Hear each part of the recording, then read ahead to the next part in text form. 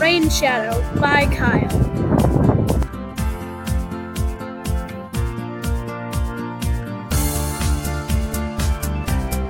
On the last slide, you saw a picture of Rain Shadow. The next two slides will show you the two different sides of these mountains facing Rain Shadow. This side is very green because the clouds take their rain up the mountain and dump all of the precipitation onto this side of the mountain. This side is dry because the clouds ran out of rain, because when the clouds travel up the mountain it gets colder and reduces.